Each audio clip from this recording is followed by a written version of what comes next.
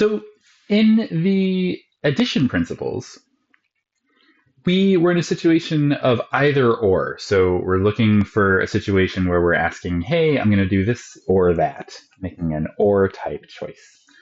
What if instead we're making a set of sequential choices where we get to choose one thing from each of several categories? So, for example, I'm going to choose an appetizer, an entree, and a dessert for my meal. So I'm going to say this from a category, this from a different category, and that from a third category.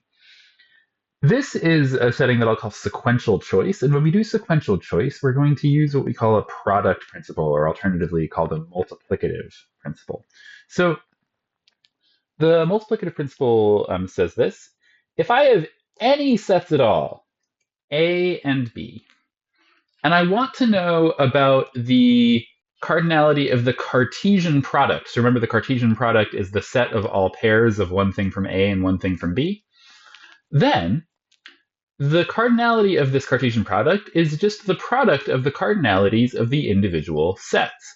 So this means I'm going to choose one thing from A and one thing from B. The number of ways for me to do that is just the number of ways for me to choose something from A, that's cardinality of A, times the number of ways for me to choose something from B. There's also a useful generalization which can be proven with induction, which is that if I have a Cartesian product of an arbitrary number of sets, then the cardinality of that Cartesian product is just the product of the cardinalities of the individual sets. So a quick example. Suppose the dining hall has 6 choices of entree, we'll call the set of all entrees E, and 3 choices of desserts, we'll call the set of all desserts D. And you would like to have a meal that has 1 entree and 1 dessert. How many ways are there to make that kind of a meal? Well, let's check. The set of all entrees has size 6. The set of all desserts has size 3. And what we're interested in, the thing that we're trying to calculate, is the size of the Cartesian product, representing the choice of a pair of things. So we want to choose an entree and a dessert. The size of this Cartesian product by my product principle above is equal to the size of the set of all entrees times the size of the set of all desserts, which is 6 times 3, or 18. So there's 18 possible meals here for me to have for myself in the dining hall. Here's another example, just a little bit more complex. How many strings of length 3 exist on the alphabet A, which consists of 4 characters, little a, b, c, and d? So here, remember that a string is just a sequence of characters. So here's an example of a string of length 3. Here's another string of length 3. Here's another string of length 3, and so on. So we want to know how many of those kinds of strings are there. So here,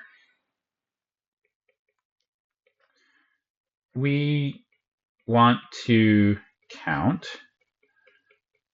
the set. What is the set we want to count? Well, we can think of a string of length 3 as just an element of the triple product, A cross A cross A. So what this means is I'm thinking about, hey, I'm going to pick a first element for my string, that's the first character, then I'm going to pick a second character, then I'm going to pick a third character, all from the set A.